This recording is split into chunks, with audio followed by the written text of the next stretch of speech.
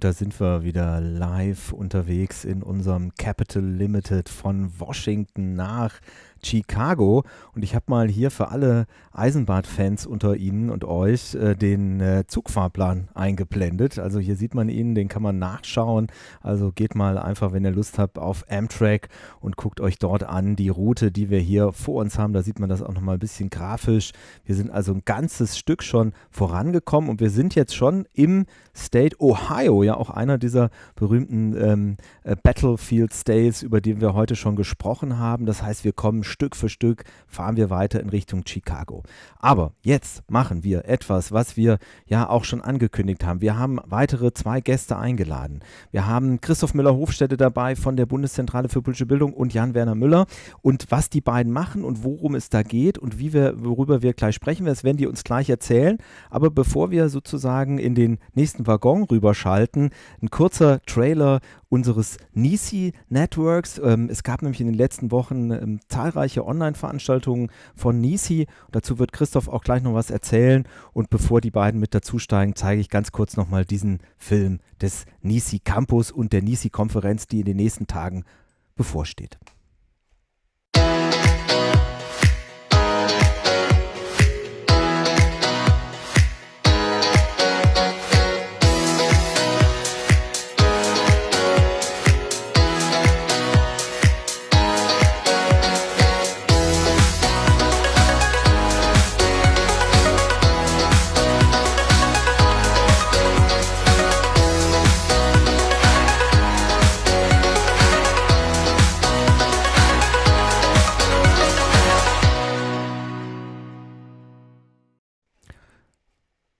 Ja, da sind 2 Leute eingestiegen. Und Christoph, erzähl doch mal, wer sitzt mit uns jetzt hier gemeinsam an Bord? I think we switch to English now, Daniel. Okay, because we have another audience. I mean, we have lots of audience and lots of viewers from Germany, and of course we welcome them all. But of course we have, as an international network of citizenship educators, quite a number of viewers, participants on that NECE BPB event, and so we have decided to run this event in English. And thanks, Daniel, really for introducing us to BPB Go West at this point, and to the great events, really, and coming up today and tomorrow, not only in the US, but of course, somebody like you who is really trying to transmit the political significance of these events to a wider audience. A warm welcome to me to this talk on the US elections tomorrow with Jan-Werner Müller, who is with us, who is teaching politics in Princeton, as you might know, but he joins us today from Berlin as a fellow of the renowned Wissenschaftskolleg in Berlin, something like Princeton in Berlin, maybe. I welcome you as well in my capacity, so to say, as coordinator of NECE, the European network of the German Federal Agency of Civic Education, Bundeszentrale für politische Bildung. Please bear with me now for a few seconds of a kind of commercial break to inform you about the other big event of this week. So, and I'm talking here, of course, not of the US elections. I'm talking about the NECE International Online Conference, which starts this week on November 5 and will run until November 7. For all those interested in the European and international dimension of citizenship education, this conference, I would argue, is the place to be this week. And of course, NECE is the place to be for you in the coming months and weeks as well. Just 3 very brief remarks on the reasons why I come to think that. So first of all, we have in this conference a really important and interesting and pertinent political mission and narrative. It will highlight and advocate the essential tool of education and citizenship education In a year, 2020, the world changed and we all have to deal with one or more crises at a time. So if you think of the mix of pandemic, ecological and political crisis, you can imagine what role and what important role citizenship education has to play. And we want to highlight that, we want to stress that, we want to advocate that, not only in that conference, but also in a dialogue with EU officials, with people from the Council of Europe and stakeholders of civil society. So that's one important mission and narrative of that conference. The other reason why you simply should participate is the variety of formats and topics of live streaming events, of digital workshops, plus really open spaces and participatory opportunities for everybody who has tuned in. And well, the third reason is, of course, the variety of topics and the questions we want to tackle, the lessons we want to address of learning what we need to learn in that pandemic. And not only here in Europe, we have our corresponding networks from Africa, from the Middle East in that conference room. So join us, check out the program. Registration is free, as you know, and I'm sure it's worth it. So let's move now without further ado, of course, to give Jan-Werner Müller the floor for a brief intro in what to expect tomorrow in the US, and maybe more importantly in the following days and weeks until January 20, 12 a.m., when the next president of the USA must be inaugurated. So let me kick it off by quoting just the latest of your great op-eds on the US elections, Jan-Werner Müller. Today's place today, your piece today in the Süddeutsche Zeitung in German is titled, "The majority is being silenced. Die Mehrheit wird zum Schweigen gebracht" in German. Why this title? And is it really meant to drag us down today? I hope not. Please take the floor. Thank you very much, Christoph. So I hate to tell you, but I don't really make predictions, especially not about the future. But with your permission, I'll try to say something more general about the situation in the United States with some possible implications or lessons for some of our audience, which is especially interested in civic education and how it might address what in a sense has become a set of problems that are quite similar in the United States and other countries currently governed by, if I may put it so crudely, right-wing populists. So as everybody knows, there's been a lot of lamentation, especially but not only in the United States, about how polarized societies have become, how divided we are. And there's a great yearning for, well, one possible winner of tomorrow's election in particular, to bring the country back together, to bind up the nation's wounds in Abraham Lincoln's famous formulation. And of course, on one level, that's a very laudable and very important sentiment. But having said that, I think we're not going to get very far if we don't really understand what we mean when we talk about polarization and supposedly too much conflict. If we misunderstand the phenomenon, both empirically and maybe also normatively. So if I may, I'll say a couple of words on the empirical side, then shift to the normative side, and then in the end also try to answer your more particular question. So it's often said that polarization is the direct result of cultural differences. But when you think about it, when you look more closely, it's striking that at least in the United States, it's actually elites who are much more polarized than what is so often patronizingly called ordinary citizens.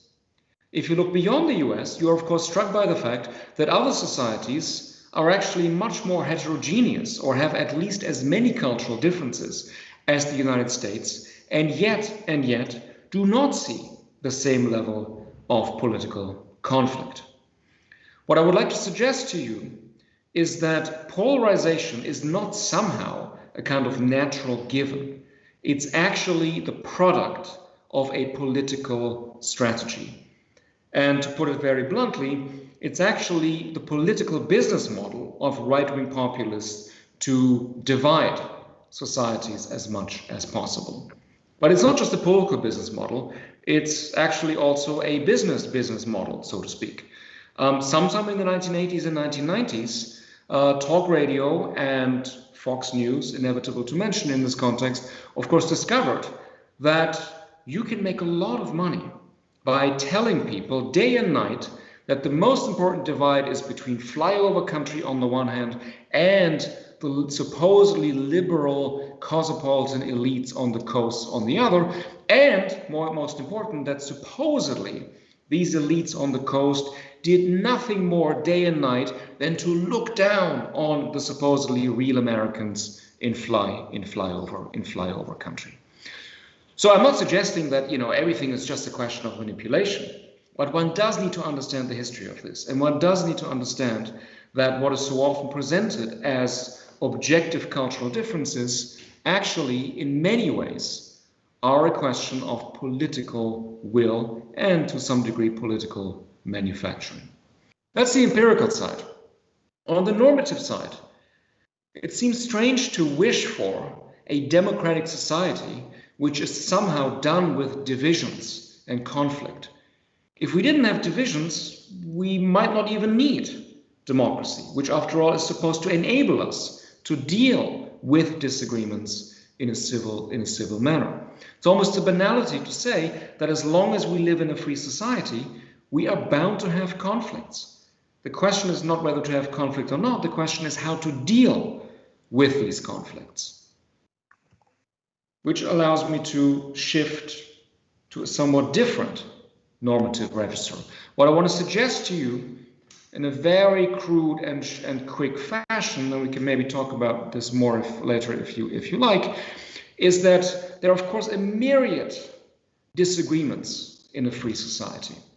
And part of the job of good political parties is also to basically set up these conflicts in such a way they can be dealt with, that elections are going to produce winners and losers in relation to these conflicts, etc. I mean, this is all sort of really civics 101. What might not be so obvious is that, at least in my view, this form of democratic conflict needs to be constrained or needs to remain within what I would call two hard borders. One is that democratic conflict, at least on one level, needs to be constrained by the facts. Which is not to say that political conflicts are ever decided by the facts. You might have a view of global warming that is inspired by your confidence in science to come up with great mechanical solutions in the next 10 years to deal with it. I might be a pessimist and treat the same facts very differently and advocate very different approaches. So I think it's important, especially in an age when there have been many complaints about post-truth, it's important to remember Hannah Arendt's insight that actually politics, democratic politics, isn't about truth, because truth doesn't really allow disagreements, and democratic politics is about disagreement. She also insisted, though, if you recall her classic text on truth and politics, that even opinions, which in her view were the real matter of democratic politics, need to be constrained by facts, and that these facts are always very fragile, and it's very easy to attack them or even to get rid of them altogether. But it's an important constraint to bear in mind. The second constraint I would like to highlight is that no matter what you end up saying in a democratic conflict, what you can't do is to systematically deny the standing of other citizens and to suggest that whoever disagrees with you doesn't really belong in the polity at all. This, of course, I'm not telling you anything new, has been the master strategy of President Trump, who never responds to criticism with arguments, but simply declares his critics un-American or tells them to go back to their own countries, usually what he so politely calls shithole countries.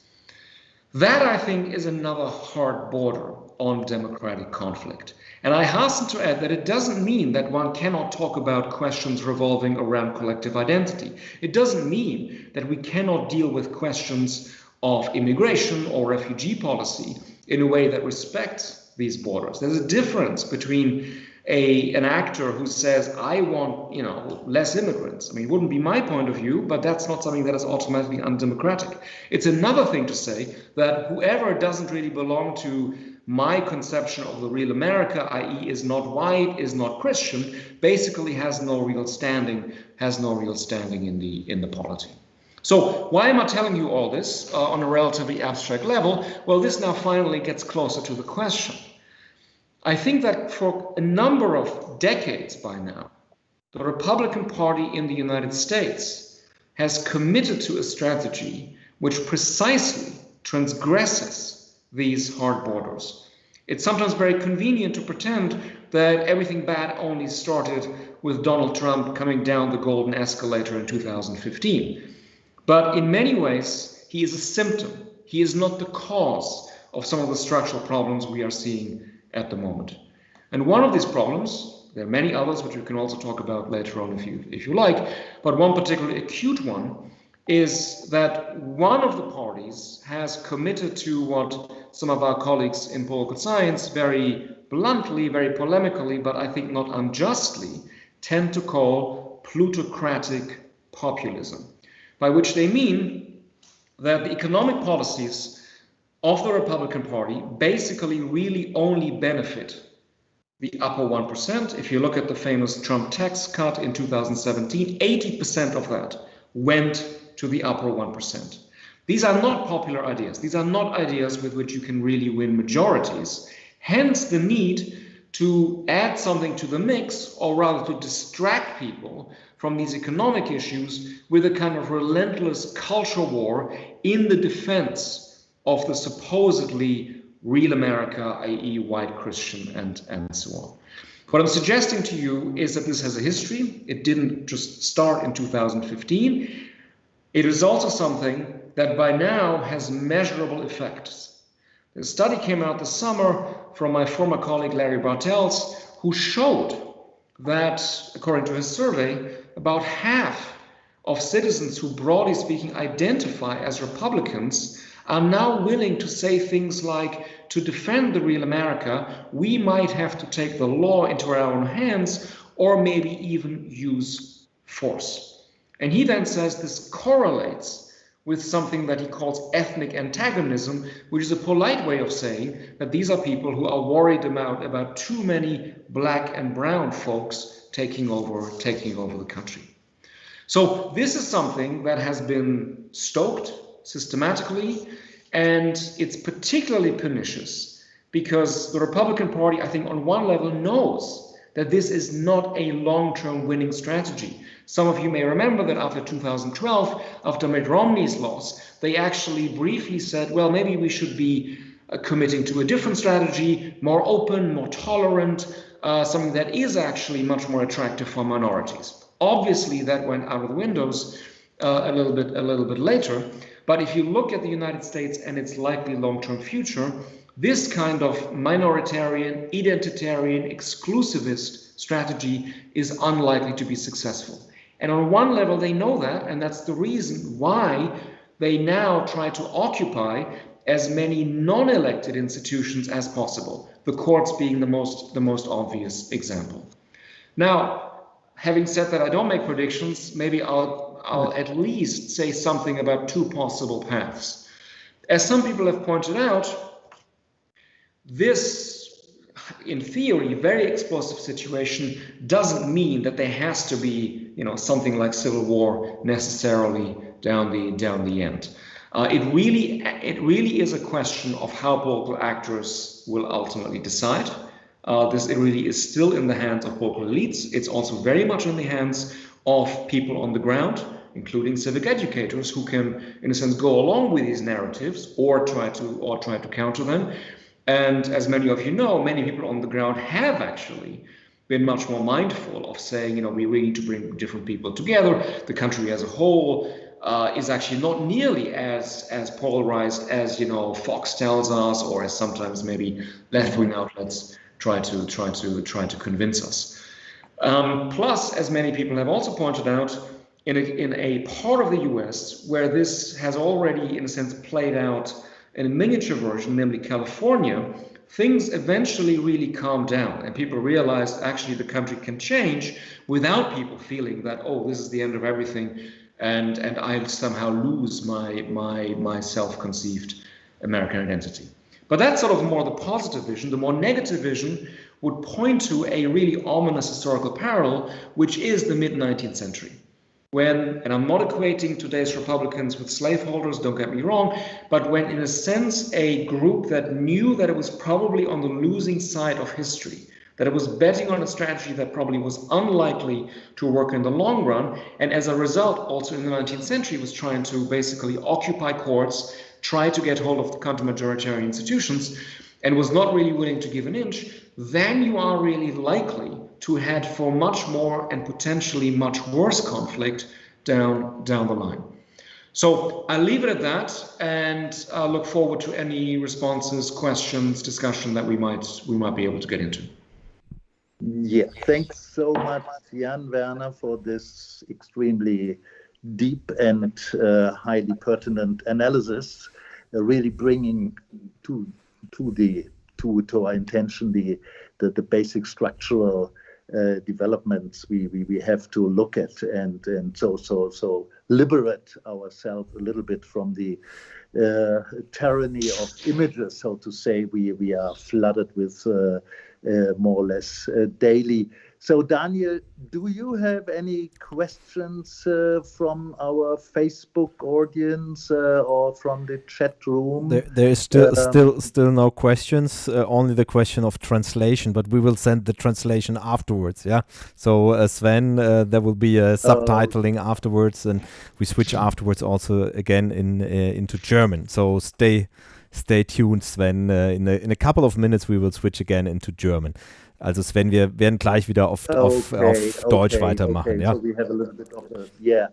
And as we are already run over time a little bit, so let me just ask one question which came to my mind after reading actually your op-ed today, Jan, in the Süddeutsche. And my question would really be, as you so greatly really pointed out, that basic political strategy regarding voter suppression, regarding occupying, so to say, the non-majority in political institutions like the courts, as you just pointed out. So why is that not has been more strongly addressed in the Obama years on the one hand, and why it seems, at least to me as an observer of the US elections, is it not center stage? Does it not take center stage in the Biden campaign? I mean, I know there are lots of civil society initiatives and so on, to try to help minorities, Black people to register and so on and so on. But somehow it seems to me not to be at the center of attention on the Democratic Party and the left and the liberal movement, so to say. So maybe we could... Yeah, so I would say two things. One is that there have been attempts. So even during the Obama years, there were attempts to bring back something like the Voting Rights Act, which essentially said that a couple of states, which historically had obviously engaged in voter suppression on the basis of racial discrimination in particular, when they were fiddling with their procedures, they basically had to get clearance from Washington, D.C., a little bit maybe comparable to what one day might happen in the European context. If the Hungarian and the Polish governments keep doing what they're doing, eventually there's going to be such a suspicion that whatever they do is really sort of setting them on an undemocratic path, that a kind of central institution wants to see what's going on first. But Obama simply didn't have the political power to push this through. The Democrats have tried to introduce all kinds of measures But of course, they also didn't have the majority in the Senate. So this has all been sitting basically on the desk of Senate Leader Mitch McConnell. Interestingly, he has simply always said this is just a power grab by the Democrats. He has said it's not a measure to protect the votes. It's a measure to protect Democratic politicians. So again, the Republican Party really has committed since about 2005 or so to a comprehensive strategy to say we want fewer people to vote, and it doesn't look plausible that they will change that anytime soon. And maybe as a less obvious comment in this context, I think on one level it also has something to do with their general programmatic exhaustion. So in theory, you would say, yes, if for instance we admit, as many people are demanding, Puerto Rico as a state, they always say, oh, that's another kind of a place where Republicans have no chance. It's not nearly that obvious. I mean, this is in certain ways culturally very conservative place, and if Republicans had more confidence in their own program, they might say, no, we can fight for that, and we can actually win that over to our side. And this is, for once, I think this has more to do with Trump, the person too, that he basically has made it his party. And he himself, of course, is not really interested in developing anything that could look like a coherent set of policies. So don't worry, last thing I'll say, it was striking that this summer at the convention, the Republican Party basically refused to issue a new program. They simply pledged loyalty to the president. And then when people eventually said, look, this is a bit strange, they literally tweeted things like, oh, now we tell you also the great ideas for Trump's potential second term. We want to have a manned presence on the moon, and we want to send a manned mission to Mars. Now, whatever else you think about these measures, I think most Americans right now have worries which are a little bit different than whether somebody is going to be on the moon or on Mars in the next 4 years.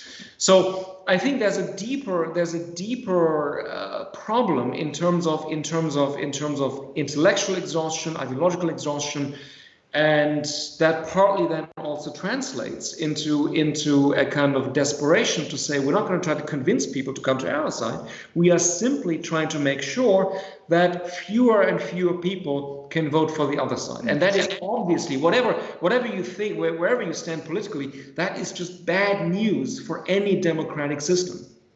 Right. Thanks so much, Jan. I'm so sorry that we cannot continue this conversation, and was great talking to you. And I mean, it really reminds us to look at history when it comes to United States of America or to any democratic political system. And I think you did a great job of pointing these deep historical roots out of the present divide in the United States. Thanks so much, Jan. We are leaving it here, and we will move now to our Zoom meeting, reviewing the campus, looking forward to the conference, and of course we will take up the issue of the American elections, for better or worse, during the conference as well. Thanks so much again, and all the best for tomorrow for all of us, I would say. Thanks, Daniel, of course, for making that happen, and so I will move out now to that Zoom meeting we have arranged before. Thanks, Jan. Bye-bye. Bye-bye. Ja, thank you very much from my side too. Vielen Dank. Wir sind jetzt wieder im Programm und tauschen wieder ins Deutsche herüber. Jan-Werner Müller, vielen Dank.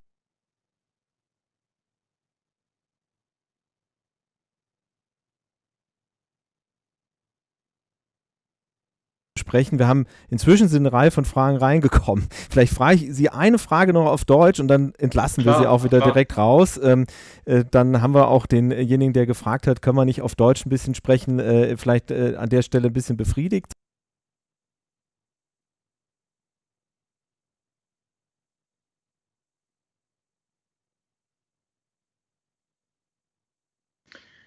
Also seien Sie mir nicht böse, aber ich würde mich da jetzt sehr zurückhalten mit empirischen Voraussagen. Ich würde nur vielleicht, wenn ich darf, noch einmal dieses spezifische Beispiel dafür nehmen, um zu sagen, dass diese völlig zum Teil ja klischeehafte Gegenüberstellung, wo man sagt, ja, es gibt die Küsten, die sind liberal und dann alles dazwischen ist irgendwie Flyover Country und was ganz anderes, natürlich in dieser Form so nicht stimmt.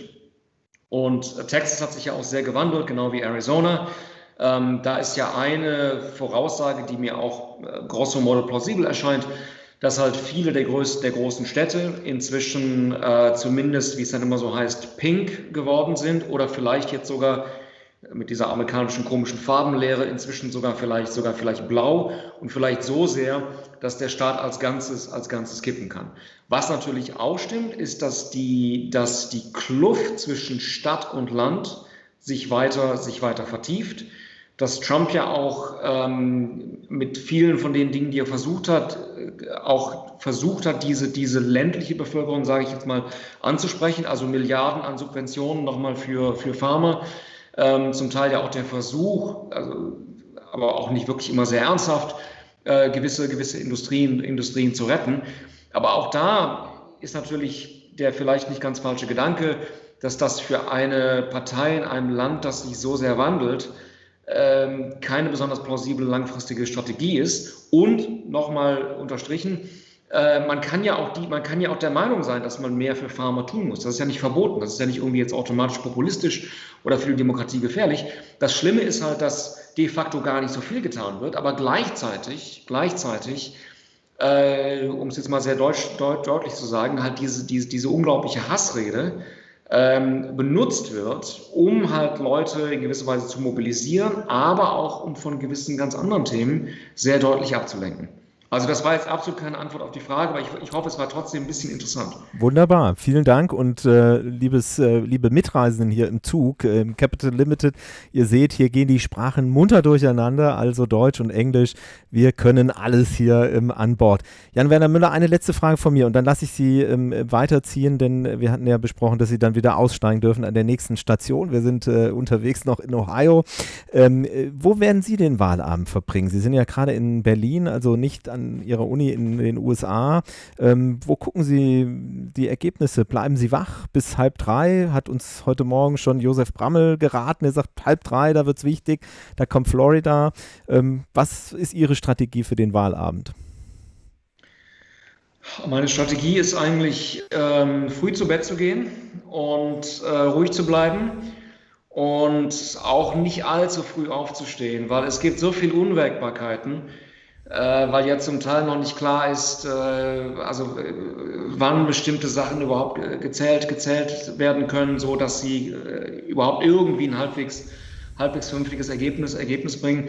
Also meine Strategie ist eigentlich so in Form zu bleiben, dass ich am Mittwochmorgen meine Kinder zur Schule fahren kann. Was immer sonst passiert, es wird nicht gefeiert, denn in einem Lockdown Light dürfen wir alle nicht feiern, wenn ich das nochmal so sagen darf.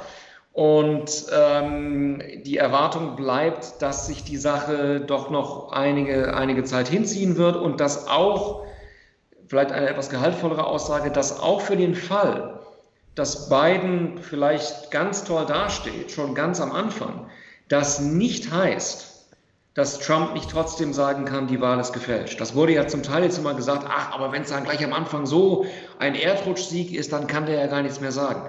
Das halte ich für sehr naiv. Also wenn man erstmal im verschwörungstheoretischen, wie es ja auf Deutsch heute heißt, Framing drin ist, dann ist das auch wirklich völlig empirieresistent. Dann ist die Tatsache, dass Biden gleich vorne liegt, genauso verdächtig wie alles andere. Denn das zeigt ja dann im Zweifelsfall nur, dass die Demokraten weit im Vorfeld schon die Ohren vollgestopft haben mit gefälschten Sachen.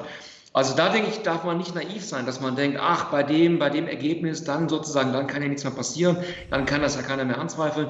Dieser Präsident hat jeden Anreiz, so viel Chaos zu stiften wie möglich, das Ganze so viel in die Länge zu ziehen, wie er nur kann und auch irgendwie das zu bekommen, was einige von meinen Kollegen jetzt so sehr brutal auch eine Exit-Package nennen, also wie das ja zum Teil auch Vorstandsvorsitzende machen, die sagen, damit ich jetzt wirklich gehe, ja, müsst ihr mir aber das und das noch zusichern. Und das, denke ich, wird uns sicherlich noch mindestens bis Mitte Januar beschäftigen. Jan-Werner Müller, herzlichen Dank für den Impuls. Wie gesagt, auf Englisch. Jetzt haben wir eben nochmal ganz schön viel auf Deutsch gesprochen. Vielen Dank. Kommen Sie gut wieder dahin, wo Sie hin müssen. Bleiben Sie gesund und demokratisch. Ebenso. Genau. Danke. Okay. Alles Gute. Ja, das war Jan-Werner Müller, der einen kleinen Impuls gegeben hat, der auch zugleich für die NECE-Konferenz war. Die NECE-Konferenz findet Ende der Woche statt und dort eigentlich wollten wir uns in Berlin treffen, aber leider klappt das ja in diesem Jahr auch nicht. Das heißt, da wird es eine virtuelle Konferenz geben. Da können Sie auch oder könnt ihr auch hier auf bpb.de und in der Welt von NECE entsprechend informiert dranbleiben.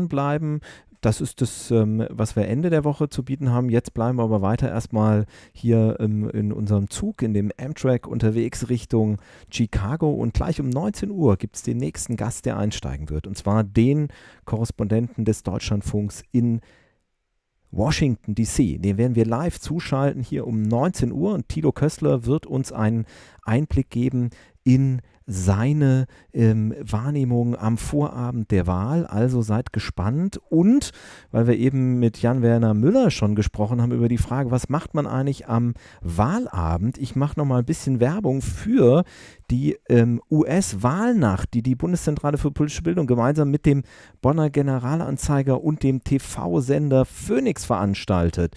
Und da gibt es unter anderem den perfekten Wahlbürger, den man sozusagen mitkochen kann. Also wir machen wieder ein erneutes Kochexperiment via Zoom und mein Kollege hat mir eben gerade das Rezeptbuch reingegeben. Also hier schon mal ein kurzer Vorblick, der perfekte Burger, das perfekte Burgerrezept. In der Nacht werden wir also einen Wahlburger machen. Hier sind schon mal die Zutaten aufgeschrieben und Martin Plock von der Fetten Kuh aus Köln, der wird uns zeigen, wie man also einen perfekten Burger macht, der dann auch parallel zu unserer Zoom-Wahlparty entsprechend gegessen werden kann. Also wer noch nichts vorhat, morgen Abend ab 23 Uhr oder 22:30 Uhr fangen wir an, gibt es die Wahlparty der BPB auf Zoom. Man kann sich unter bpb.de/US-Wahlnacht noch anmelden. Es gibt ein paar Plätze noch, es ist schon relativ voll, also kommt gerne dazu. Es wird eine spannende Nacht. Wir haben Expertinnen und Experten eingeladen. Wir werden zu Phoenix rüberschalten. Es gibt eine Kabarettistin, die dabei ist. Es gibt einen Kneipenquiz. Man kann